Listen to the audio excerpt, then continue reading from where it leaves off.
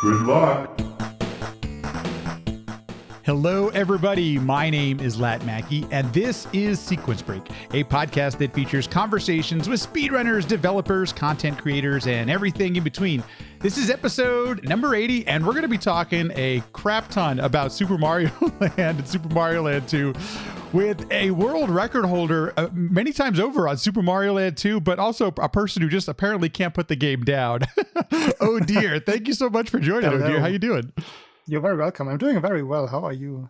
I am doing great, and I am so excited to talk because this is basically one of my favorite games of all time, not just on the Game Boy, but of all time. Probably because I played it, I'm assuming like you, I played it as a kid, and it just hit me right at the right time. Let's start with you a little bit. Tell me a little bit about you. When did you start playing games, and how did you get into the Game Boy and all that kind of stuff?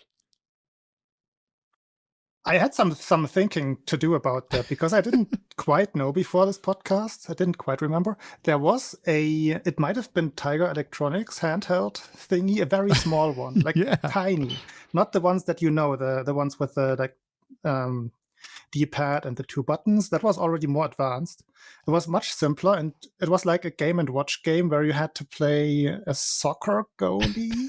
Okay. And balls were just constantly flying at you, and it had to go left or right. You had two buttons on that thing, so that was all you could do and just survive. That was my first gaming experience, and then I actually got a proper Tiger Electronics game, which was Super Off-Road. Oh, yeah. Which I very, very much enjoyed. I had forgotten about I never figured out at the time what this was. This was East Germany, just after the reunification in 1989, 90-ish, around that time. So before that, we were playing with wooden toys. It sounds funny. It sounds like a... I don't mean to laugh at that, but I'm always curious about, what's it like? That's amazing. Yeah, we really didn't have much, and everybody had the same things pretty much to play with, because you only had this very small catalog in East Germany of things you had, which is nice now in hindsight, because I can just point back at, okay, this is exactly what I played with. Whereas kids nowadays, they have so many things, they would never figure out what exactly they were playing with. But that was it back then, and then reunification happened, and then video games happened as well. So that was the perfect transition, pretty much. That was exactly early 90s. That was when those things came up. That was when the Game Boy came up. And that's how I got into gaming. My first Game Boy came directly after the Tiger Electronics off-road thing. I want to say in 91 I got my Game Boy. And back then that came, at least in Europe, came with Super Mario Land 1, with Tetris. And I think mine came with Rescue of Princess Blobette. And a fourth one was Mega Man Dr. Wily's Revenge. That was my first contact with Nintendo. So, if you don't mind me asking, I stuck to it. Yeah, no. If you don't mind me asking, because this is fascinating. I remember I was probably 8 or 9 when reunification was happening, but I remember my parents and everyone talking about the wall coming down being this big deal and everything like that. And I didn't quite understand, obviously, as a little kid. But during that time, so you hadn't experienced many video games, I'm assuming, then up until that point, up until None reunification. At all. Okay, yeah. So none at all. Yeah, so we're about the same age, but yeah, that was just not a thing for me in my childhood with video games. I don't know if they existed, if maybe I just didn't come across them, but I don't believe I would have had a chance to encounter them. Wow, fascinating. And so then, so Game Boy makes a lot of perfect sense. Something you can have in your hand. It's was that your first console, or was it a Nintendo? Maybe that might have been your first video games, or? I mean, if we're talking what we call consoles, handhelds nowadays, then yes, that was my start with the big developers. If we discard the Tiger Electronics thing. Right. But, yeah, that's true. Yes. And I gotta say, I stuck with Nintendo until very, very recently. I got my first PlayStation in, I want to say 2008, 9, was a PlayStation 2. And that was my only non-Nintendo console for quite a while, until like years later. I got PS4, and that's still my nowadays my only non-Nintendo console. Whereas for Nintendo, also with regards to speedrunning, I just acquired things over time. I got the Super Famicom Japanese one, then I got the Super Famicom Junior for the better video quality and all of that jazz. I got a GameCube, so I could also play Game Boy games through the Game Boy player. I always stuck to Game Boy games. It always comes back to Game Boy games. Each and every console that I acquired over the last years, you can still somehow play Game Boy games on them. I got my first, the GBA SP that I mentioned earlier, that I always just play on for 5 minutes or so. I got that. I actually got that from a friend at ESA in 2018. That is my first like post original brick Game Boy that I reacquired, and now I can't be separated from that anymore, pretty much. There must be something about it, because it's my only childhood console that I still have is my Game Boy, and now I'm like you nowadays. I play mostly on my Game Boy Advance. That's my preferred experience, even to play regular Game Boy games. But there's this thing that's I don't want to say renaissance is the bad word. It's not the right word to describe it. But these games have held the test of time, and I really truly believe Super Mario Land's a great example of it. But there's so many others on the console where I think you can still pick up, and in a very short amount of time, you can have a great experience with one of these games. The design of them is just so well done. Maybe because of the limitations, maybe because they were really smart at Nintendo folks. You know, I just there's something about it where it holds the test of time, it seems like. Yeah, they made quite a few good design choices back then. I think the limitations play a big role because you really had to make everything you could out of what you had available. And there wasn't much wasted potential. Like in the very early Game Boy games, yes, maybe. Right. We will talk about that. Figuring it out, yeah. but they got their stuff straight pretty quickly and maxed out the system. And that's just why the designs are so good. You had this certain framework, do with this what you can, and that's just how good games happened. So that leads me to the next question: is when did you get into speedrunning? What was like your first experience with it? What made you want to try this thing on yourself? I got into speedrunning almost by accident. I have been adjacent to the speedrunning community since 2012, 13-ish. But I started somewhere completely different. I started in the Dark Souls speedrunning community. That's still my a big circle of friends for me. When I go to conventions, to ESA, for example, I meet up with the Dark Souls people. That's my group there. And through those people, I met a friend who also had some nostalgia for Game Boy games. And one day we just decided, let's do a casual race. And let's pick a game that we both played in our childhood and that we're not experts at. I didn't have any speedrunning experience to begin with. He also didn't really have. I think he dabbled in some Dark Souls 2 speedrunning, and that was it. So we were just two guys, blank slate, let's race. We streamed it live on Twitch. The recording still exists. It is very embarrassing looking at it now, but also it's just a fun experience. I love that we recorded that. Yeah. Because if you stick to a game, like if you become such a big advocate for a game, or if you're just like, at this point my name is somewhat connected online with Super Mario Land 2. So it's just funny to go back and look at the beginnings, how it all started. I love that exists. But that was how we got started. We both continued afterwards. We did another race-ish and then just got competitive. I'm generally somewhat competitive. I played a lot of sports in my childhood and youth. I just have that in me somewhere. I never had to force myself to practice too much. It's just something that motivates me intrinsically. So that's just how speedrunning happened for me. And the game was the perfect choice because it's very easy to learn speedrun in terms of you being able to finish runs, which I think is just very good for motivating yourself.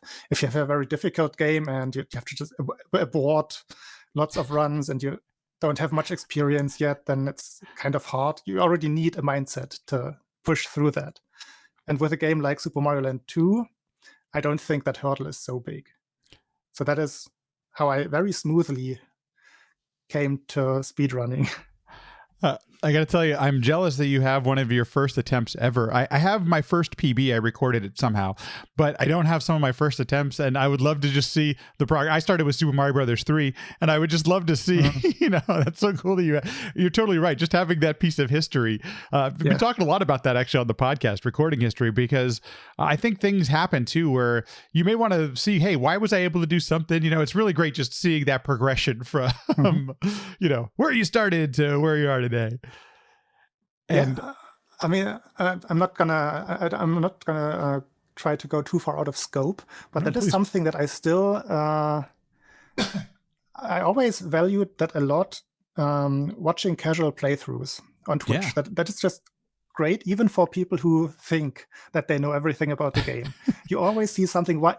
Okay, this guy does something different. Why is that? And is there some possibility? Is there just some chance that this could be used somewhere? Because you always, or maybe a glitch happens in like your regular speed game. SML2 is not the best example because the main category is glitchless. Right. But I remember, I think you had Belthic on at some point. He was doing a casual-ish playthrough of Barbie Game Boy game. I don't remember which Barbie Game Boy game it was. Sounds about right, yes. Was it Sailor Moon? Muller knows. Muller exactly knows what I'm talking about. And he found a glitch that had never been encountered before, which cut the game short by like 15 minutes or something. Oh my gosh, game breaking. 25-minute run. Yes. Yeah. Wow. Yep. How funny. And that's just how I approached the entire SML2 Twitch community all the time. If I see a casual playthrough, these days not as much, but there have been times where I was watching every single stream that was SML2 on Twitch and just connecting and also telling them a little bit about the speedrun, and like if they were interested at all. Or you're just the best person to ask if someone like really struggles or something. You've seen it all because you've been around for this and that many years. You've seen so many of those casual speedruns and casual playthroughs, and it's just fun to connect over a game that you enjoy and that hopefully they also enjoy. That's so funny you say that, Odir, because that's actually how I became familiar with you. I saw you in chat before I ever saw your speedruns. I believe I was either watching Darby or Adam or one of those.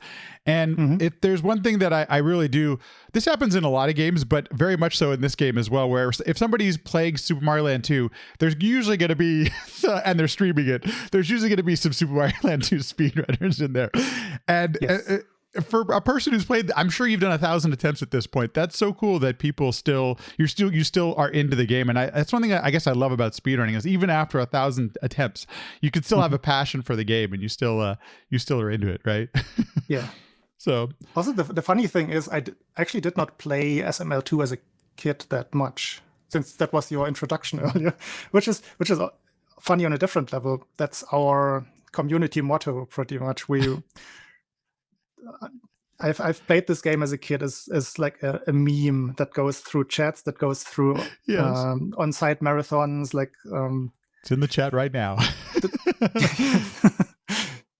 Like donations would be just that in a charity marathon, for example. It's just so funny, and people are usually not even into that meme. They just everyone seems to feel the same about this game.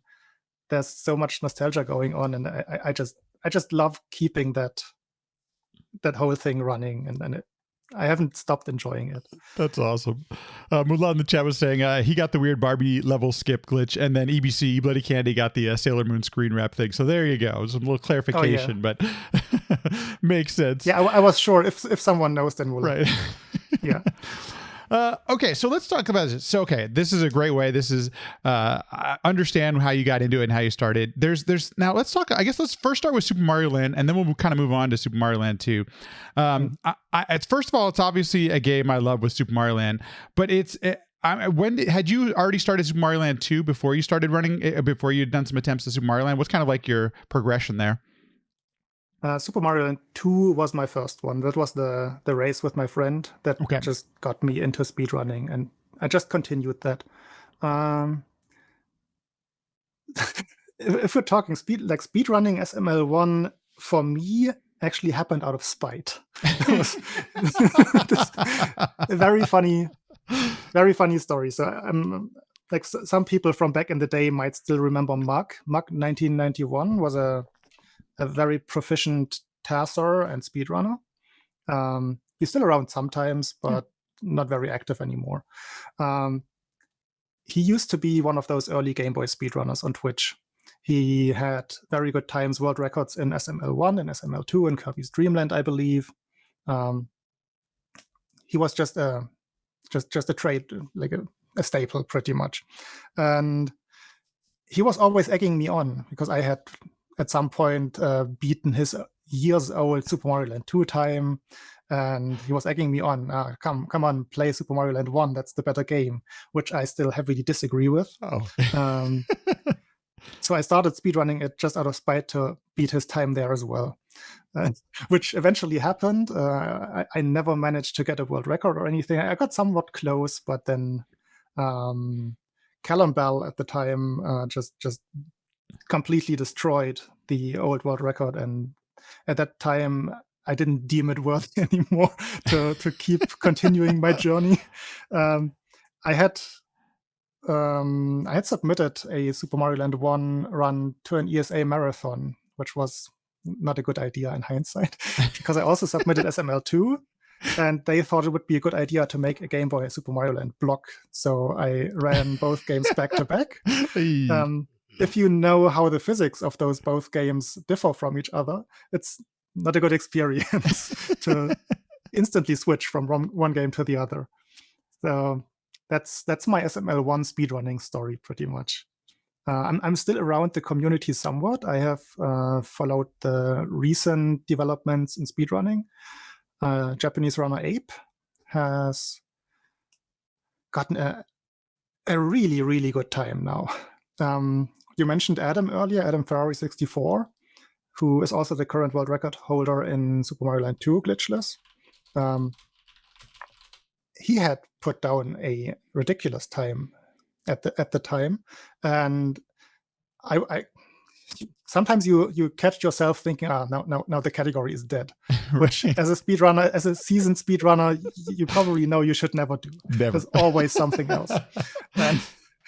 But that was one of those points. You see the time and you think, okay, there's not much more to do in that game until someone comes along, just plays a little bit more riskily, and if with enough effort, you get a new world record again. And this might not be the end of line again. But yeah, I've been following along from the sidelines with SML1. I just had a couple of questions of it. So as of right now, we're in December of 2022. Adam's got a 1224 517 from 2 years ago, and then Ape got a 1224 113. Beat it by mere frames, if you will. There's a couple of cool, for the most part, I mean, I don't want to say the most part. When you look at a Super Mario Land and Super Mario Land 2, at times it can look like, hey, just run as fast as you can to the other side of the screen. But there's actually a lot of really interesting things going on. I think the big ones you see in Super Mario Land are some of the screen wraps you do, or some of the, some of those things where you're learning where you're pushing your character across. What exactly is that? And maybe how did you go about learning those? Because I am curious how challenging they were to pick up, and what exactly is happening when you're doing that. So in Super Mario Land 1, you have that one required screen wrap that saves you time in 2-3. You can do it in the other auto-scrolling level as well, but there's no time save to be had there. Same thing. I had the mindset of just going for a very good time. So for me, it was clear I want to learn this. This is fast. This is required, so to speak. Right. This is also fun to do. Once you start doing those things, they're always fun to do. You hear that statement from like people who don't like glitches or something. Yeah, this is not really playing the game, and this and that. And you make it too easy on yourself. But that's not usually never the case. Like executing these things is difficult. It requires a certain mindset and a skill set, and you just have to keep practicing these things. So there was a tutorial around back then by Muller might remember Jesus something. Jesus FTB, and a tutorial existed, which was very unspecific. Let's put it that way. It gave some in-game time references, and you have to position yourself here and there. And it wasn't the most optimal setup. Not saying that we have the most optimal setup now, but it's a very easy and consistent one, which I pretty much derived from that old one. And then I made my tutorial, and now that is out there. And I'm interested in just optimizing these small things. So it came naturally that I was playing around also on my GBA SP back then. I also had a Game Boy emulator on my Nintendo DS at some point, which I also did. It wasn't accurate at all. You couldn't do any relevant speedrun practice on it. Sometimes it emulated games very wrong. But it's enough to play around, and I think that's the most important thing. You have to spend time with the game. Just familiarize yourself with the movement, with how does this react if I do that. And that's just how it happens, that you figure out setups, that you build up muscle memory. And that's how I approached Super Mario Land 1. I think I mostly practiced that on that Nintendo DS. Now, so but to record your speedrun, you're going to go back to Super Nintendo on Super Game Boy and everything like that. Yeah, of course. Does it feel, or what's so I haven't done any Game Boy speed. Oh, it's not true. I did do I did Bonk's Adventure speedrunning, yes. But it's been a long time. So I'm curious, is it translate well, playing from the handheld onto a home console version? Yes and no. I think I don't know how to put it into words properly, or how to analyze this properly, but there's this thing about muscle memory, at least I experience it like that what's happening in your head is much more important than the actual muscle memory. Totally. You got to know the entire process. What's the sequence that has to happen? And that is what just plays back in your hands. So if you have a different controller, different platform that you play this on, it's usually a small transition time. It doesn't feel at home immediately, but it doesn't take long until you figure it out. And you know what has to happen, and then more practice. That's speedrunning for you. Right. It's just how it goes for me. I practice a lot on platforms that are not my eventual speedrunning platform. And I think I'm glad to hear you say that, because that's kind of been one of my assumptions. I speed ran Bonk's Adventure for just a very short amount of time. So, but I was always curious, this is great. We talked about this earlier, but one of the great things about Game Boy is how so many of the games were designed to be able to really be picked up and played right away. So if you aren't able to sit at your computer or sit at your living room couch or whatever, you can be practicing and actually putting some time into the game. If that's, I'm curious for you, that actually brings up an interesting point. Do you enjoy the practice part of the speedrunning? For me, I love to see my improvement. That's one of the reasons I keep playing the same games over and over and over again. But I'm curious if that's something you enjoy, or is it just part of the process for you? I think it's part of my personality that I don't easily get bored or don't easily get fed up with doing something. I have no trouble practicing a single level of a game for hours straight, until my hands hurt, pretty much. That's how it's always been. I at some point I thought this will also just go away at some point, but it never has. Right. I have this Super Mario Land 2 individual level that I practice pretty much every day. Like on my GBA SP, I just pull it out, play the level. I have my goal in-game time. That's a nice aspect of it. You can just go for a certain in-game time. You don't have to have a timer with you. And then I just go and until I get the time. Then I put it away again, and then next time tomorrow. And it's this whole practicing mentality has been something that I've always enjoyed, and I think that's important. You have to be. I mean, probably everybody in chat knows that you have to be patient to practice. You have to be patient to stick with a game for a speedrun. And if you bring that patience with you, then I think most people enjoy most speedrunners enjoy practicing, at least the ones I have met. I tend to agree with you, and if you don't, you probably don't continue speedrunning, right? Like that's probably you switch to a different game. Like there are certain different mentalities that you can just try to get a good time in this game and then jump to the next game and then this and that. Usually, if you stick to a certain game or to a group of games, you're more likely to have that grind set. I totally agree with that. And I think that's kind of actually a really good place to move on to Super Mario Land 2, because there is you've been running this game now for close to 10 years, and I'm always interested in the history of these things. I guess let's first start with how many people were actually playing the game some 10 years ago, and what was the speedrun like then, and how have you seen it change? So the activity in the SML2 community is very up and down, has been over the years all the time.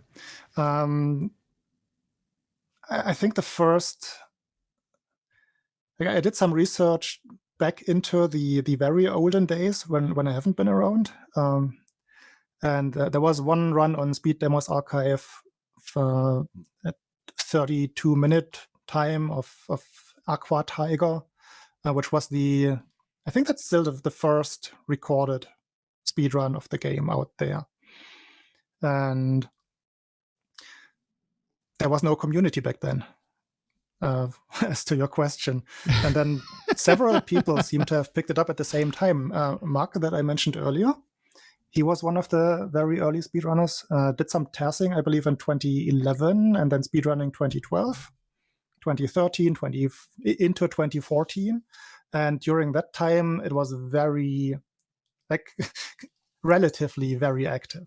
You had 3 people competing for the world record at the same time, which is a great situation for any community. Oh, absolutely. But those were also pretty much the only active players back then, because that was the pioneer days. Everything was still super exciting. And shortly after, in late 2013, 2014, Laplacier joined the scene, who, when I started speedrunning, was the world record holder at 26:38. And that is when I started. That is when I did my very, very first attempts. No big ambition yet. I didn't know if I wanted to stick with the game. It hadn't really... I didn't have that goal in mind. I want to get the world record. That was not how I approached the speedrun. I just wanted to improve my own times, and then things just happened. So when I picked up the game, Laplacier was barely around. Controller Head was sometimes around. He was very on and off with his streams. And at some point, I was the only active runner on Twitch. In, I want to say, late 2014. That was just how it was. And people came, people went. Some old names came back. Controller Head came back several times. We did races on Speedruns Live. That was SRL. Yes. Some kind of community building through the race room. Like communities connect, and then some people from other streams come over to your stream, and then you just have this I'm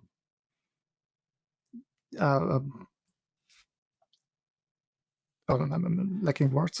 You just continue the tradition of the speedrun, so to speak, on Twitch as a platform, and then the communities just move along with whoever is active. But Game Boy games are still, sadly, very niche in speedrunning, which I usually don't quite understand. Like, sure, the actual setup for doing, like the hardware setup for doing the speedruns is a little bit cumbersome to acquire and cumbersome to set up. But you can run an emulator. We have very, very good and accurate emulators for Game Boy. The entrance hurdles are not very high, but it's still that little niche area. If you look at the big marathons, you usually see like 3 or 4 Game Boy games in there. it's a tiny, like tiny percentage of the entire catalog. So that's also represented in the activity of the SML2 speedrunning community overall. Like it's always a few people until maybe let's just jump into that right away, until a big name picks up your game. Right. And SML2 had the great honor that Darbian chose it back then. We don't have to introduce Darbian, I believe. Right. He chose it as his comeback game after his first big hiatus back in 2020, and he has such a great community, such a friendly community, and it's like only good things came out of that. I was inspired to pick up the game again. Other people who had never seen the game, who had never considered speedrunning even, they picked up the game, and that was a big burst in terms of activity. We had so many active runners back in 2020, like never before, pretty much. Summoning Salt even gave it a term. He referred to it as the Darbian effect, where yes. He picks up a game, which is pretty. I mean, that says a lot, and is really impressive. Yeah. I think that was coined through Wii Sports Golf. Yeah, exactly. Yeah. But it's that effect. Yes, you need that little bit of exposure sometimes, so people actually know that they want this. Right. They don't know it yet themselves, but once they see it, then they know. I think there's some interesting perspective here. So you mentioned Mug, Controller Head, Laplacier. Their times still on the leaderboard are top 20. Controller Head's 2019 is Mug, Laplacier, and the current world record is at 26:14. So technically, I mean, we've only seen about 24 seconds or so, maybe 30, 24 to 30 seconds in that 9-year span, seeing the timed out. I shouldn't say only, because that's incredibly hard. We'll talk about that just a sec. Yeah, but it is pretty interesting. That into context. Yeah. Right. Yeah. Exactly. It is interesting, yeah, but it also goes back to what we just talked about, that there are not that many runners overall. Mm-hmm. That is certainly a factor. Yeah. And if you don't have a big pool of runners, eventually it will trickle down, and you also will not have many who will actually pursue it seriously. Some people are just on it, they get their time and then they move on to the next game. That's the usual submission on speedrun.com. Right. You see a name and you will never see it again. That's how it is. With the couple of active runners, though, they will usually pick up the game even after longer breaks again at some point. I'm expecting to see some old names in the future at some point. People get bored. Totally. Yeah, absolutely. And there's always going to be new folks coming in. I mean, it may not be the Darbian effect, if you will, but there, mm-hmm. I think there's some interesting context here, because I'm just looking up on Wikipedia, and according to Wikipedia, the Game Boy, there's over 100 million consoles that were sold during the Game Boy's lifespan. And so Super Mario Land 2 was one of the most popular games on the console. It sold millions and millions of copies. And it's interesting to think when we see other Mario games, and they have sometimes thousands of runners, whereas Super Mario Land 2 is just a smaller group of folks. Compared to other Game Boy games, you all actually do pretty good as far as the community size. But on the same type of thing, it's something that for whatever reason, Game Boy speedrunning is just it's this niche of a niche. We're in the speedrunning community, which is a niche, and then you've got Game Boy, which is even a smaller niche, and so I guess it makes uncovering new things. The process is probably just going to take longer, right? Like we're not going to see the flurry of finding new things all the time. That's exactly an important point, because as I mentioned that earlier, sometimes you have those accidental discoveries, and you have those much more frequently if you have lots of eyes on the game. If you only have 3 people who run the game, who look for those things, right. you might become a little bit blind to what you're actually looking for. You might get stuck in your own ways and not explore as much as you could if you had a more open mind. Right. You can try to stay open-minded as much as you want. You will become a little bit numb to what you see on a daily basis. Yes. That's just how it is. So just having a bigger community, or having better tools as well, that is something that happened during the Darbian time, that a viewer of Darbians was into Game Boy ASM programming and looking into things. And Wow. he very quickly came up with a practice ROM for the game, which for a Game Boy game is very rare. I think Pokemon surely has one, Right, but yes. is there any? I can't think of any other Game Boy community who has a practice ROM available. Kirby SML1 might, but nowadays? the other bigger community is Kirby, but I don't know if Kirby they do actually. might? Yeah. I haven't seen one. I'm Okay. only aware of the SML2 one came first for me. And I think the same user by the name Lightbulb Sun also made a practice ROM for Super Mario Land 1 later. Oh, cool. So if you have those tools available, it just becomes like you yourself have so much more game in front of you all of a sudden. No So kidding. then optimization just goes up quite a bit, which is what enabled the time saves from 2020 to, well, in the year 2020 to somewhat nowadays, because you have this burst of like new revelations once the practice ROM drops. Practice efficiency goes up. That is one factor, and it becomes very convenient to practice very small parts of the game, which otherwise you can still do it on emulator, I guess. But I'm a console runner. I'm one of those old-fashioned speedrunners who I like to have my CRT in front of me. I like to have the console. I like to have my controllers that I have to fix every couple of months or whenever, because they are just old. It's just old hardware. It deteriorates, and I like all of those aspects. I love it, but it makes, if you don't have those practice tools, it makes practicing a little bit difficult. You got to say it.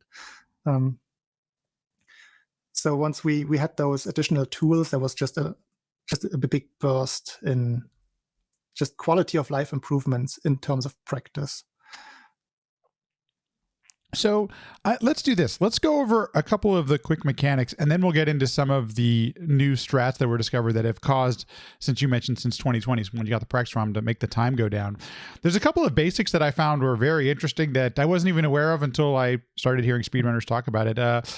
One of them is the super jump, but what other basics should people learn, and what exactly are they if you were new into either watching or trying out Super Mario Land 2 speedruns?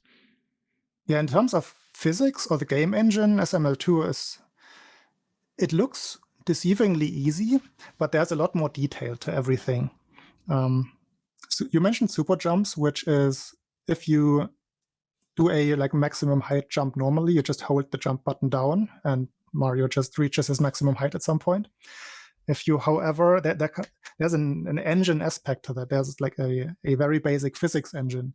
So if you release the jump button just before you reach that peak, the game code that would say, okay, button has been held for 25 frames, start descending. That doesn't happen yet, but instead Mario's momentum carries him a little bit further up. That is how the super jumps work in essence. And you can do them like that. That kind of tells you already that there's not this one super jump, but depending on when you release the jump button, how close to the peak, you get a higher super jump because maximum momentum. And the highest you can get is if you hold the jump button for 26 frames, then you get a jump that is 8 pixels higher. Game Boy games are usually built in those 8 tiles. Or eight tile like rasters, grids. So that means you can reach a platform that is an entire block higher, which is quite relevant for certain levels. There's a big skip in Tree Zone where you can traverse a level that is meant to be played in a zigzag shape. So you have to go through one platform to the right, back left, and then the goal is on the right again. With that particular trick, with that super jump, you can go diagonally through the level, which is obviously very, very much faster. That's super jumps. Then that's a very small one, but it always gets a mention. There are corner boosts. So as in most games, sprites don't like to overlap, and most games have this mechanic. If if the game encounters, okay, when this jump is done in that way and the Mario sprite would overlap with a tile somewhere, Mario gets pushed out to the right, or well, whatever direction he's facing. So you gain a pixel if you do those jumps on purpose, if you jump into edges of blocks. That is one thing, but that is a very tiny one. You can, in a normal glitchless speedrun, I think you amass less than 50 maximum of those corner boosts, which is 50 frames, which is not a lot, but right. It's speedrunning. If you can do it, you do it, and it doesn't come with any risk. So this is really just a just go for it trick. Over the last couple of years, we have discovered that swim speed, for example, Mario Land has some water levels, in Mario 2, some water levels. So you have to swim quite long sections sometimes. And for some time, we had no idea why certain runners or like why you would lose time on a seemingly perfect segment. And nobody had looked into this. So we just compared video segments and found out, oh, your swim speed depends on whether you enter the water, whether you start swimming on an odd or even frame. It's this very strange mechanic. Why that is, I can't really tell. There are other interesting aspects in other physics condition in Super Mario 2 as well.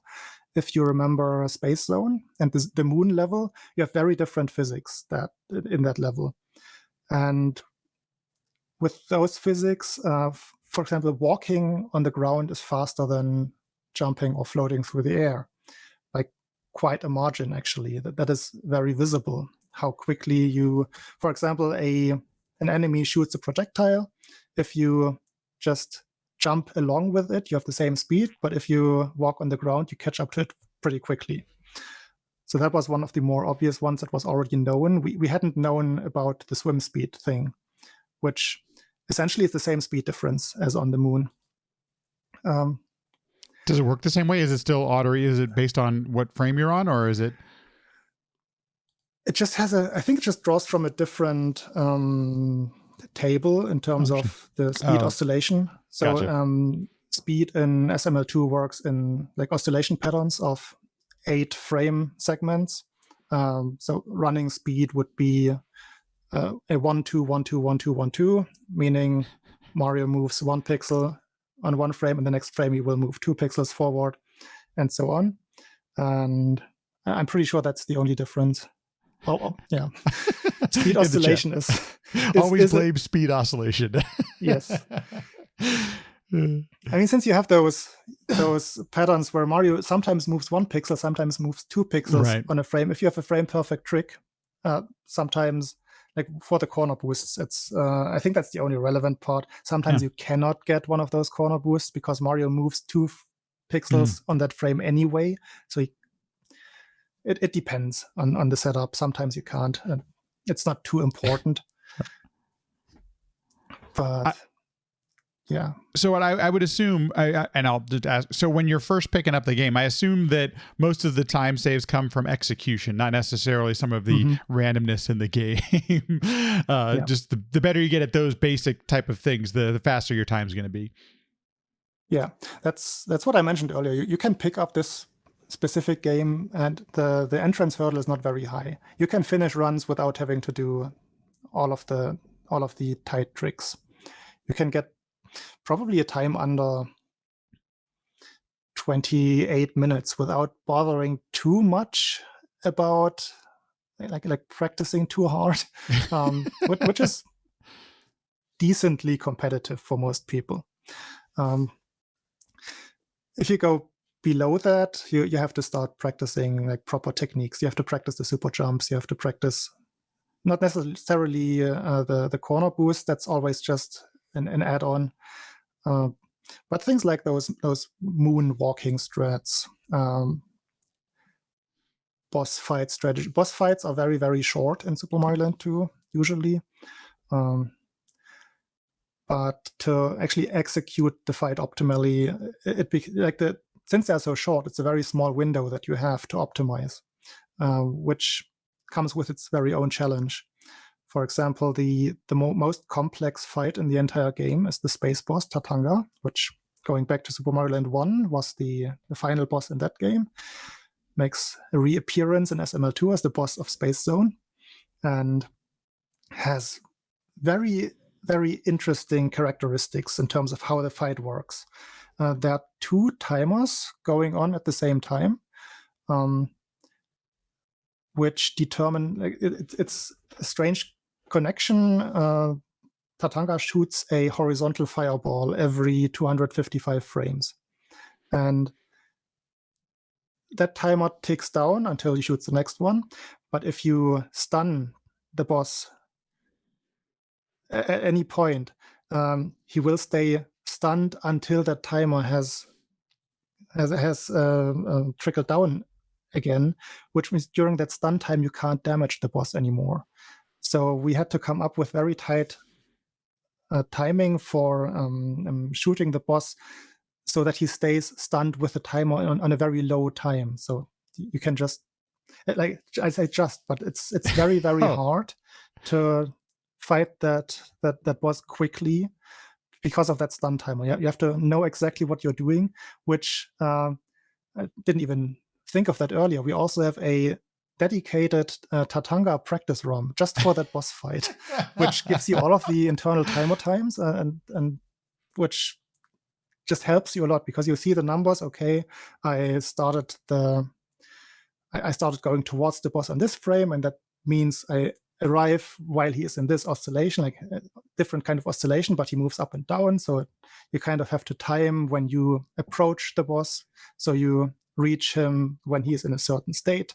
And all of this is very tight, and it really helps to know the exact numbers and know what you're actually aiming for instead of just winging it, which for that boss fight is kind of impossible to do. And it happens in not even a second, the boss fight. It is a second. No, it's 2 seconds. But it's just very specific what you have to do. It looks incredibly tight. And for those that stream their practice, it's probably some of the stuff I've seen practiced the most is that fight. That seems like the timing and getting those first fireballs in there when you need to. Mm-hmm. It looks like a really challenging boss. I don't remember it being that challenging when I played through it casually, but for the speedrun, to get that kill so quickly, it seems like you spend quite a bit of time trying to get that timing down. Yeah. Interesting. Good. Oh, I was just about to say we might have a new strategy is maybe the wrong word, but so far, like, this fight is divided into cycles, so to speak. I think most bosses have 6 hit points. If you stomp on their head, they lose 2. If you shoot them, they lose 1. So for the aforementioned Tatanga fight, you have to shoot him 6 times to kill him, or shoot him 4 times and stomp him on the head once. The stomping part is another stun that happens afterwards. It's a small stun, but it's a relevant time loss if you do it. It is currently the most reliable and still fastest strat to do that 4-and-1 strat, though. But we do have some, like, we just we practiced mashing faster, pretty much. That's how this happened, and we have somewhat promising. Let's not call it consistent. We have promising setups to get the 6 shots in and save. I think it's a second in that 2-second fight, which is somewhat big. Yeah, that's huge. It's not a second. It's less than a second, but it's still relevant. But it's not going to be reliable. But maybe it's going to come to that point where the fight is about 8.5 minutes into the run. I can totally see myself grinding up to then. Yeah. And then either getting it or not getting it and resetting. Could happen. That sounds like modern speedrunning nowadays. This is what's happening as the games have become more mature, or the runs have become more mature. Yeah. So one of the things I don't remember, to be honest with you, if I ever beat the game as a kid. I honestly can't remember or not.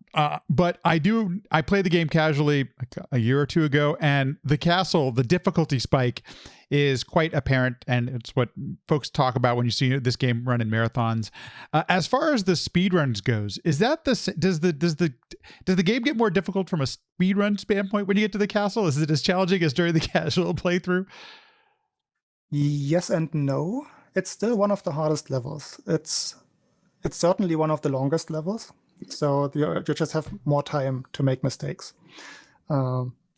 There are several very tight jumps where you just try to jump just as high as you need to be able to accelerate again. Because the interesting part about the castle and speedruns is that the second phase of Wario is on a timer.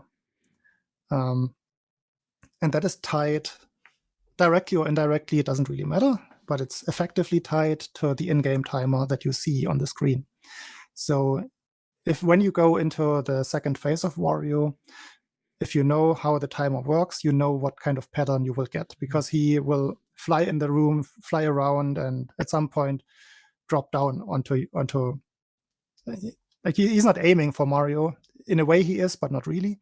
But you can determine by the in-game timer when he drops down. So we know when to go into room 2 in order to make him drop as quickly as possible so we can hit him. And to make those cycles, so to speak, that is a cycle that happens if the in-game timer is on a 0, a 4, or an 8. That is what you're aiming for. So if you play the castle somewhat optimally, you will reach that room at 770 in-game seconds, which is considered optimal.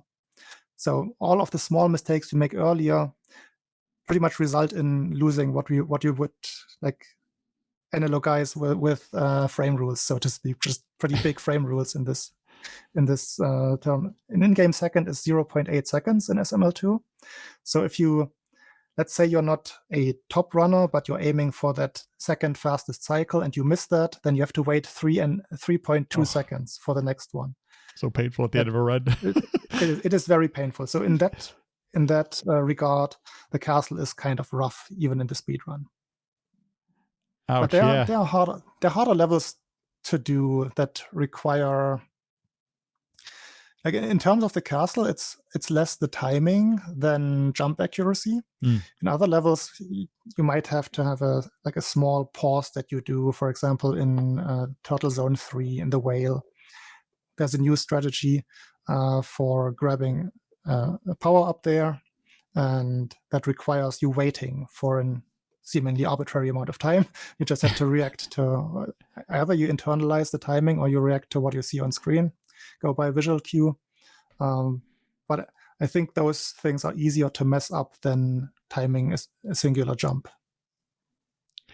You mentioned that around the time the practice ROM came out, that's when times really started to it seemed like there was a change in the run and the community and what people were able to do. What exactly was that? And if there was just one thing or if there was a number of things, and how did it start really changing from 2020 on? I mean, getting an understanding of the Tatanga fight was a big factor, because before that we really just we threw Mario at Tatanga and mashed the button as quickly as we could without actually knowing why things happened like they happened. So that was a big factor, getting consistency in some boss fights like Tatanga. Was there any strat development that came with the practice ROM? Maybe it was just execution. Maybe it could have been that too. It is a lot of execution. That is for certain. And I'm trying to think if there was anything specific. Several things happened at the same time. It was not just the practice ROM, but we also did some research into lag. It's a Game Boy game, and we mentioned that earlier, that the Game Boy game developers, they maxed out the console, so to speak, somewhat quickly, which can be a good and a bad thing. In many Game Boy games, you encounter lag very quickly if too many sprites are on screen. For example, that's the most common one. Yeah. So we did a lot of lag analysis at the same time as we also had the practice ROM available. So those things just went hand in hand. So overall, it's just a better understanding what happens in certain parts of levels and the practice aspect. And I want to say in Mario Zone, we have two bigger strategies, like micro route changes, you could say, that we didn't do before the practice ROM was around, where you just change the order of power-ups you pick up and just go through levels as small Mario instead of being big Mario because it saves lag.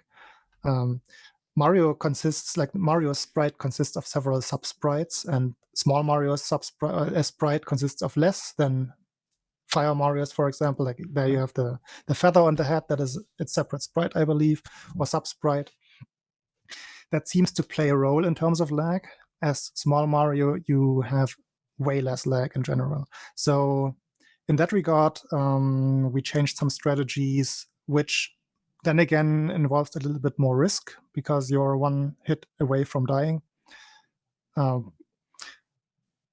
yeah, since the practice ROM was around and we could practice enough, that it just evens itself out. So you get better at the harder strat, and then it becomes the default. That's how it went with the practice ROM. There are probably lots of examples that I just can't think of right now because they have already they have permeated into me and are now the default strats, and it just feels like, hey, haven't we always done this? I think it's interesting to note, though, that some of these tools or things have happened in the community that have changed the speedrun, and obviously one of them being the practice ROM. That's pretty awesome for something like that, too. A tool that didn't exist before. And I've heard some people who've tasked the game before talk about it, and we've had tasking tools now for a very long time, but I don't know how have any of the task strats been able to be implemented. I know as times come down, you start looking for new strats and new things, and quite often we look at the tasks, and then you're like, well, can we do this? Can we do this? And has any of that ever happened for this game? There is a glitchless task, which is a rarity usually. Taskers usually don't like tasking those arbitrary categories. Mm-hmm. But one does exist by Dead Infinitum. The problem is you have a constant manipulation going on that makes levels look somewhat different, because you can make Mario move faster by turning around on certain frames. So I talked about those octets, like those speed oscillations earlier. You can pretty much cut them short and start them anew. So you turn the 2-1-2-1 into a 2-1-2-2, so to speak. That's the very it's the dumbed down version. But you do that constantly in the task, which you just cannot do as a human. You don't know what exact frame you're on, and you can't do those one frame turnarounds and things like that. So there are other strats that are technically possible. I mentioned the diagonal level earlier, which requires some like pausing on your part where you despawn an enemy and like just wait for the lag to go away. Whereas the task can, due to its faster speed through the level, can just skip a cycle of that enemy that you usually want to despawn and use that enemy as a platform, and then go even quicker diagonally without any waiting, which if you do it in task conditions, you can eke out a few frames. If you were to do that as a human, you would still lose time because you just cannot. And it's like more precise than frame perfect even, because you rely on some very wonky interactions with moving platforms, of which you don't really know how high your jump will go off. Sometimes you jump in the middle of the platform, and sometimes Mario jumps from a pixel above the platform, and you need one of those higher impact points. And I don't think we actually know what determines that. Yeah. I'm not sure. So that's not going to happen. In terms of other task threads, that goes more into the any % category, the 2 minutes 30 run. Well, that was actually going to be my next question, because you mentioned that the 80% glitchless is the dominant. That's the main category. It's when you load up SRC. That's what you get when you go to speedrunner.com. But there is an any % category. And I just put the video up on screen. You have a run of this, a couple of more than one. What the hell is this? Because looking at it, it goes. The beginning looks the same, but then it gets kind of wild pretty quick. Yeah. So in the first revision, or in the original release of the game in version 1.0, you have something called the pipe glitch, where if you go down a pipe and then quit out of the level and then start a different level, the game will consider Mario still in that pipe, going down the pipe animation transition. So it will just fall through the floor if there's no pipe there at the start of the level. So that is the main technique that is used in the category. And then you go to, as you see now, you go to macro zone here.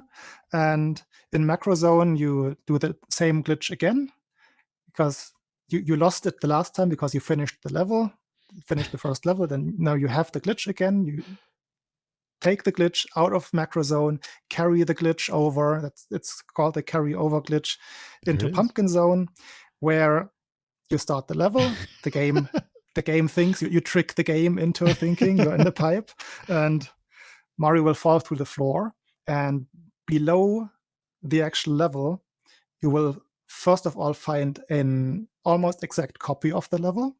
But in this case, we fall past that into what is the game's interpretation of its own code in terms of level tiles. So you go out of bounds, you encounter the game's code. The game wants to display the code for the level, but you just pass that and go somewhere else where there's still information in the ROM written, obviously. And the game just tries to make with that data what it can. So it still looks like you have game tiles there. Yeah, you can see the tiles. Everything is somewhat recognizable, but what you're actually doing is traversing the game's code where you're not supposed to be.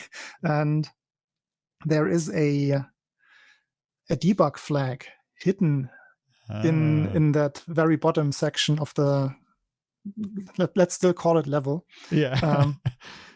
Which is not used in the game, but that debug flag triggers the ending credits. So you could argue you're not actually finishing the game as you would normally do, but what do speedrunners care? We see the credits, the game is done. So yeah, you break. That's the interesting part about the run. You can still interact with those tiles and do things. You can set a 0 to a 1. Yeah, and that's what you do by breaking that block. How wild. Anything that is non-zero in that block would trigger the credits pretty much the next time you enter a level. So that's the any percent speedrun. Current world record is in chat right there. Alekman has picked up he has been running the game for a while. Always had like good short random category times, and I'm very happy that we had actual development in the any percent category again, which is another funny.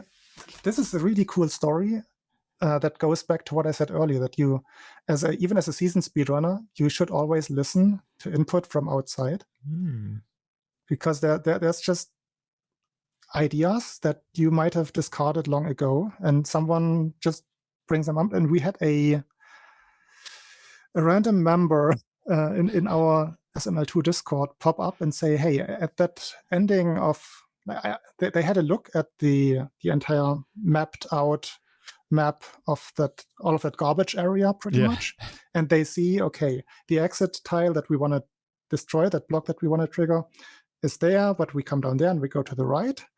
Eventually the level will wrap around. So why do you go that long way to the right? The exit point should be just to the left there. And this also goes back to Mark from earlier. When I was starting to run the category, I asked Mark about, is it not possible to also go left as a human? Because that is what the task does. The task maneuvers itself very like in almost a straight way to the tile that you want to get to. And Mark was just, going left is ridiculously difficult in comparison to going right, which overlapped with my own experience and which I just believed, and I put that aside. And then this one user comes in our Discord and says, hey, this way is much shorter. Why don't we do that? And your first reaction is, yeah, this is not possible.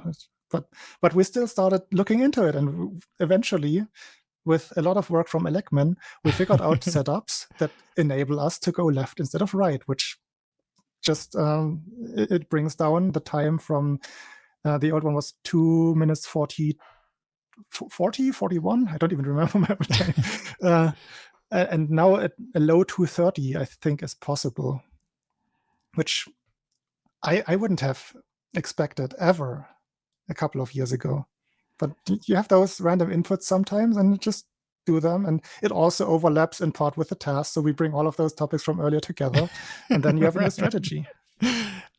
It's so cool to see. I think this is kind of interesting too, is that Mug has a submission here from 10 years ago. So the tech or the basics of the tech have been around for quite a while. Mm-hmm.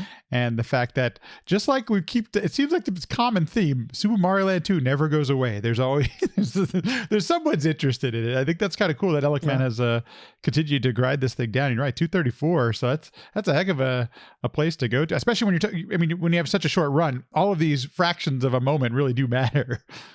Yeah. That category is really frame perfect trick, frame perfect trick, frame perfect trick, and then some luck involved. And it's very like you really need the grind set to play that category at a competitive level. You will reset a lot. The run finish ratio is probably way under 1%, I want to say. That makes sense. I haven't run Super Mario Brothers 3 in a very long time, but it was because I don't have a lot of time to speed run. That was a perfect category, but it's a lot of resetting, and you just kind of get used to it. Kind of, going in when you're choosing a category like this. That these 80% categories, they can be really short like that. Yeah. And then I guess we'll just quickly mention there is an all levels category, which is the one we're watching right now. And I assume it is as what it says it is. You just play through all the levels and go for the best time. Yeah, there's 6 secret levels spread over the zones. Strangely enough, 2 in Pumpkin Zone, but none in Mario Zone. Game design. Yeah. no idea. But yeah, it's like for most of the time you are using strategies that are very similar to the normal glitchless run. It's also a glitchless category, gotta say that. Okay. And sadly, the bonus levels or secret levels, they don't add too much of a challenge. They're usually short. They're like you have levels with just a ton of coins or a lot of enemies where like the payoff in the normal playthrough is you can build up or rack up your kill count. You can collect the coins there. Right. They're not meant to be greatly designed levels. So it doesn't add too much of a challenge to the run. But the category exists. It's still fun to play. To get to the secret exits, you have to we had to develop new strats. That's the interesting part for me about the run. Yeah. There's and I think Super Mario Land 2 I think is one of the prime, I shouldn't say prime examples, but a lot of these early 8-bit Mario games, my experience has been that it almost seems like the designers had 2 people in mind when they made them. One, the folks who are the casual player, they made them achievable. You can get through most levels in Mario games. Quite often the last level or the last world difficulty increases. But then it also, I have to believe that there are some of the level designers had us in mind, or had people who wanted to replay the game in mind, because so many, Mario Land 2 is a great example too, where you find these new things as you know the level, and it makes for these really interesting experiences. I think Mario Land 2 does the same thing, and I'm curious if you had that experience or have ever thought about that as well. I think you're exactly right. I think the two, I would call the two categories the casual player and the completionist.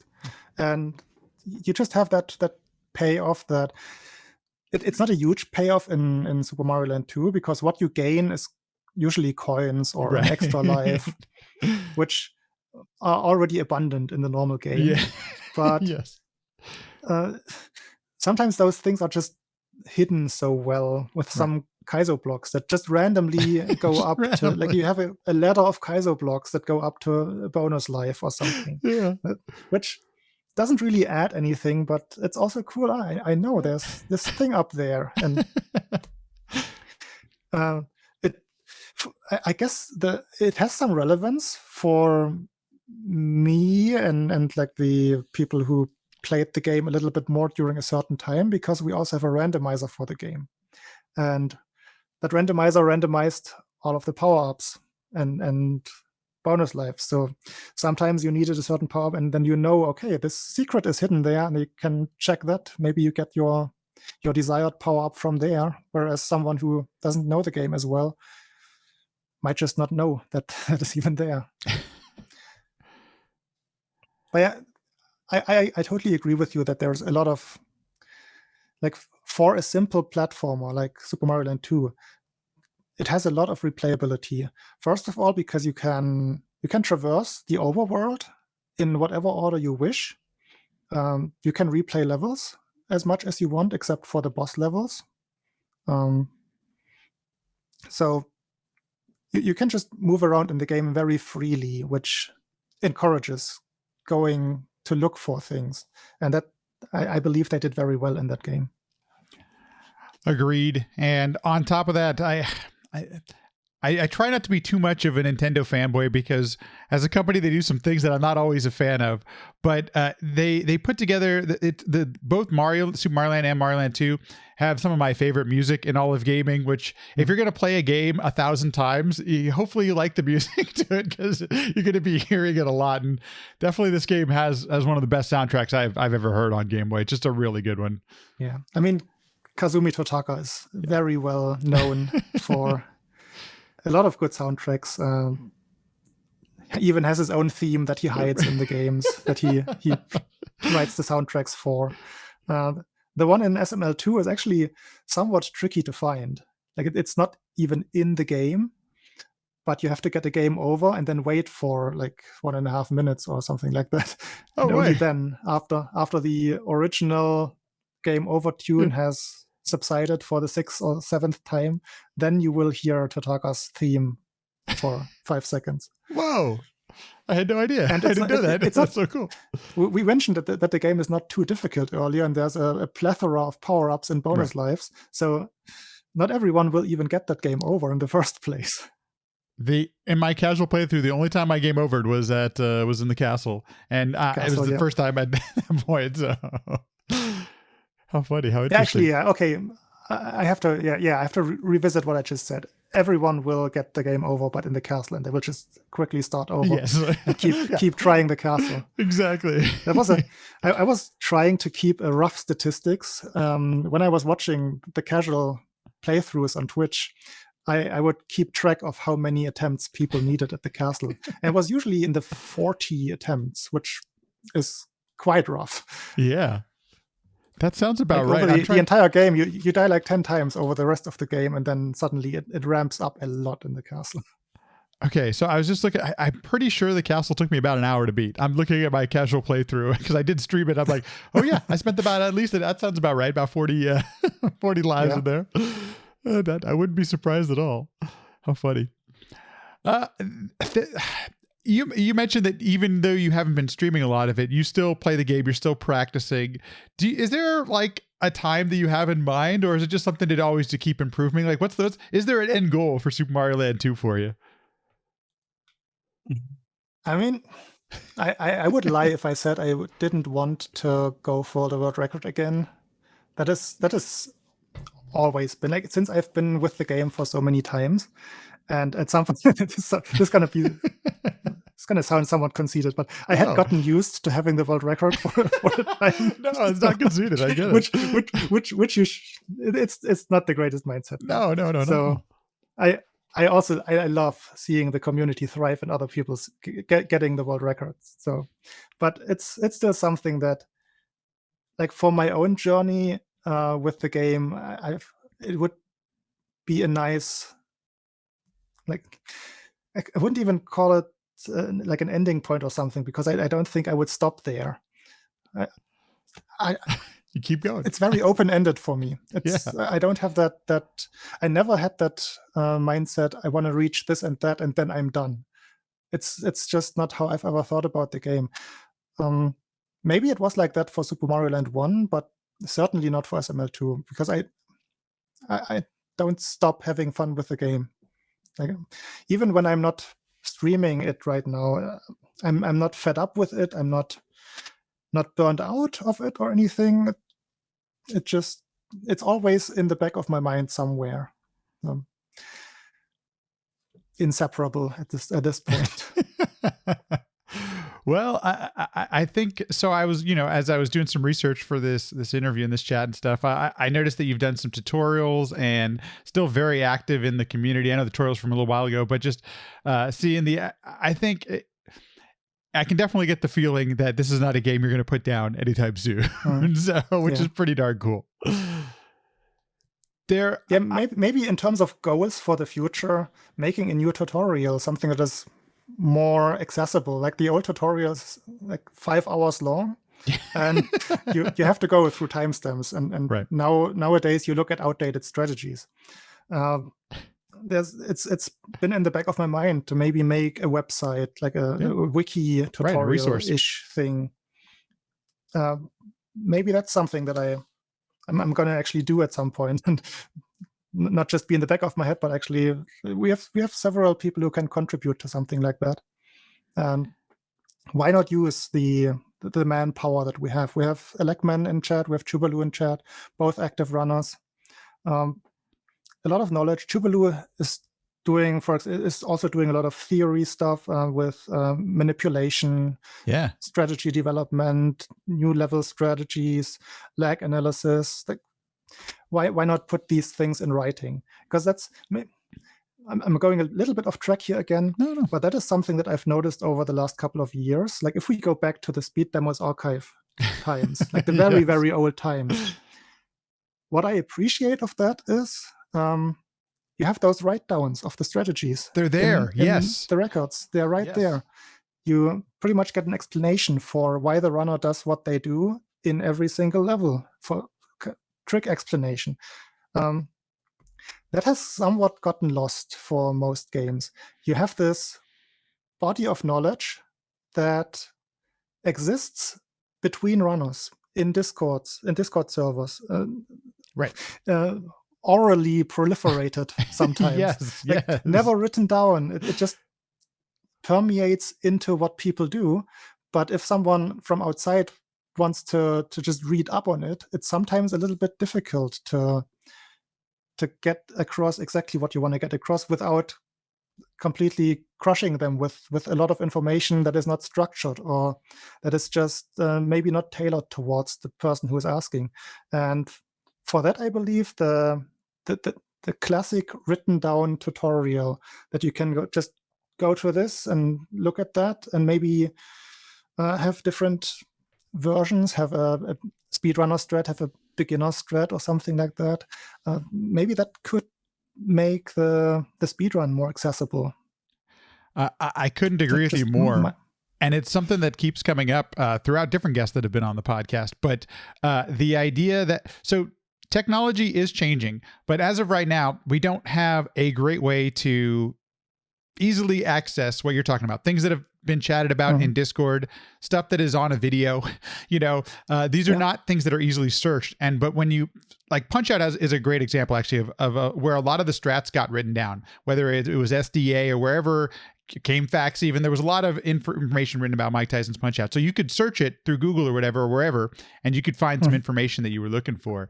And that doesn't exist for a lot of games. And the problem is it takes a lot of work to put those, to try to pull it out. And it's, we only have so much time in the day, but I couldn't agree with you more that if people are looking for ways to contribute to the community as well, this is, these are huge resources that I know could benefit and break down that barrier to start running any game. And in this case, Super Mario Land 2 for sure. I couldn't agree more. I think it's not even only strategies. It's generally how communities archive their own progress. You have all of those Discord servers. You don't have that chronological sequence where you see, okay, this happened then and this then. Yeah. You can very tediously go back through Discord servers and try to figure that stuff out. But there's so much like unrelated, just normal conversations in between everything that is relevant for what you're actually looking for. Just how like rule developments. Why we made these decisions, yes. Yeah, why is this category played like this? Was there a change somewhere? How was that change done? I always, I myself try to at least leave a footprint in the speedrun.com forums. Yes. Even though the decision making doesn't really happen there, it's still archived there at least. Right. You can at least get to it, and you don't have to be in the server. Or, I mean, when I started speedrunning, I didn't know what Discord was. Now, and so it's at some point I couldn't agree with you more. They're having some other documentation of it or whatever. Yeah. So cool. I get excited about this kind of stuff because these tools don't quite exist yet in the way that, and I know every community needs something different, but one of the previous episodes was Fallen Order, and they actually are using a strat that was deemed not usable, or they didn't need it anymore because a new discovery happened. So now they're going back to an old strat that actually makes something faster. It's just you never know what you might need or what might happen based on but somebody gets a creative idea, something happens, Anyway, seen that full timeline, we're beating the dead horse here. Nowadays, what you have to do is you find those active members who are in the know, who know where to get the information. And I'm not saying it's not there. It's still there right now, but you need to have the active people. And if you're in a very small community like the SML2 or any Game Boy community, so to speak, if some people just vanish all of a sudden, there's a pretty good chance that some of the knowledge will just vanish with them. Yes. And that happens. Some of us, some folks grow out of speedrunning and all, which is totally fine, by the way. We life happens. Sure does. But you hate to see that knowledge leave as well. So really good point. Well, what a great place to wrap this thing up. I'm glad you went there because I think that's such an important aspect to what we do speedrunning wise moving forward. Thanks so much for joining it and chatting all about this. It's obvious you're into it, and I'm glad to get a more in-depth knowledge of it. I got to tell you, as part of the research for this, I watched your race from AGDQ 2021, and I gotta highly recommend it if anybody watches it. Besides the commentary just being really helpful and interesting, the race itself was super close. You and Adam were only a few seconds apart. This game is a great race game, I gotta tell you. It is. Like at every level, pretty much. If you're, as I mentioned earlier, this has been my beginning to speedrunning in general, racing with a friend. Yes. We both finished the game in like 1.5 hours, and it's just fun to play. And that still happens a lot on Twitch. I see casual races like that every time. People who never, or who maybe last played the game 20 years ago, now pick it back up again as a race game because it's just that nostalgic game and easy to race. It's somewhat short. It's not the shortest game out there for Game Boy, but very, very manageable. The fact that it's a glitchless category as well, you can you may not know exactly what's going on, but a lot you can see, how close folks are just by watching it on screen. You don't have to take some guesses as a viewer. And as a fan, I was really appreciating that. I'm like, oh, I can see how close y'all are. You go by this. And it was great seeing, the top runners. I mean, all of you are wonderful, really good at the game. And I think that just made it really interesting and really fun to watch. I think it still holds up quite well too. So I know the time has gone down a little bit since then, but highly recommend. It was a really fun race to watch. Fun race to run to. Yes. I hope you keep doing them. Let's do this. Where, if people, if they do want to get into this, where's a good place to get into this? And where would you send people if they wanted to take an attempt at Super Mario Land 2? Mm-hmm. So I've talked down I've said how problematic the Discord thing can be, but Discord is still the main hub for communities these days. You can find the SML2 speedrunning Discord, which is not just a speedrunning Discord. It's really just if you appreciate the game, if you want to talk about it, if you want to learn about even the tasks or the randomizer that I mentioned earlier, the SML2 Discord is the right place to go. You can find it through speedrun.com. There's the little Discord link in there. Just show up in the Discord server. There's always someone there. There's always someone able to reply to all kinds of inquiries. We are a very friendly community, very small community. It's a chill atmosphere. It's usually not I've never really encountered any toxicity or anything in any of the small Game Boy communities. Usually very nice places to go to just have a nice chat about the game you like with like-minded people. I got to say, just on a complete side note, that's actually how I met Mula and EBC. Was when I started playing Bonk's Adventure. Who would have thought some Game Boy folks show up? And I still I love watching their streams today, and still love chatting with them and things like that. So I couldn't agree with you more. It is a small community, but it's very welcoming and very friendly, at least in my experiences as well. So. I will leave a link in the description or in the show notes as well. If you do decide to stream some attempts anytime, where can people find you? Where would you like to send people if they're at all interested in your speedrunning? That's going to be my Twitch channel. Maybe even YouTube at some point. I haven't been on Twitch too much recently, but I've just seen that there's been a lot more ads running, like forced pre-roll ads and all of that stuff, which didn't feel that inviting to me anymore, but I think it's still where the community is. So it's going to be on my Twitch channel, Twitch TV/O_dear. I can't make any predictions when I will come back. It could be this year, it could be next year. I'm starting to feel the itch again. Yeah.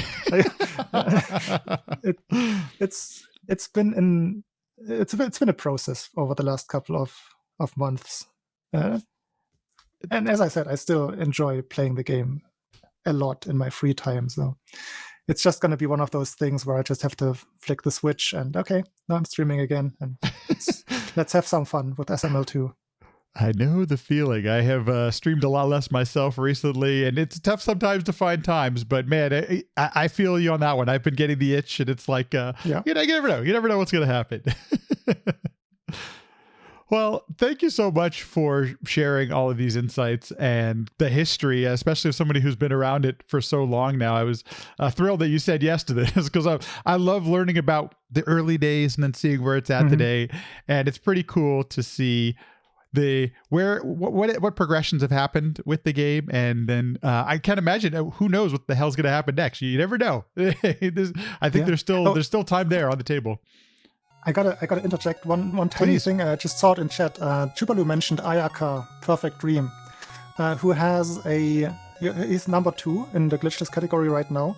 He's been streaming. He's a Japanese runner, and he's been grinding the game for the last year, and has brought his time down to almost world record level. So if you want to just enjoy SML2 speedruns nowadays, that is a channel that I can very warmly recommend. It's a little bit on the quirky side in terms of what is going on it's a Japanese runner with it looks a little bit like a Nico stream. with crazy sound bits and animations and all of that stuff. It's very fun though, and he's a ridiculously good runner. He's super consistent, the most consistent runner I've ever seen in the game. And yeah, for like current top level speedruns of SML2, Ayaka _perfect _dream, big recommendation. Absolutely. And Chubalo in chat. And you mentioned Ape as well. These are, one of the things I feel always guilty about being an English-speaking podcast. There is an amazing speedrun community happening in Japan and has been for a very long time. And I wish I could get somehow... I got to meet somebody who can help me with some of the language stuff, because I think there's so many interesting things happening, and I'm glad you pointed that out, because the gameplay, I've watched so many amazing Japanese speedrunners stream, and the gameplay is just as good as anything you can ever imagine. It's really great. I'm glad you gave that shout out. Yeah. So very cool. Thanks again, oh dear. I really do appreciate it, and I can't wait. Hopefully, at some point, hey, I'm going to wish you luck if you do go back on the grind and try for another PB. Thank you. Likewise, since you seem to be on the same path. Thanks everyone for listening and watching. If you're enjoying the podcast, please feel free, subscribe, leave a comment, all that stuff people say at the end of a video. It honestly all goes a long way to help the podcast. Thank you so much. If you want to join us on Discord, we chat mostly about food, but occasionally we do talk about the stuff that's in the podcast. The link is in the show notes or in the description. Feel free. Come on by. Join us. If you want to follow on Twitter, Sequence Break PC. Sequence Break PC. I post when I go live. It's kind of not at a set time, so if you want to see the live feed of the podcast, feel free, follow there. And finally, if you want to email, podcast@sequencebreakpodcast.com. Sequencebreakpodcast.com is also where you can find the backlog of all of the episodes. It's also on YouTube as well, so feel free, join in, have some fun. Thank you so much. I will see ya in the next one.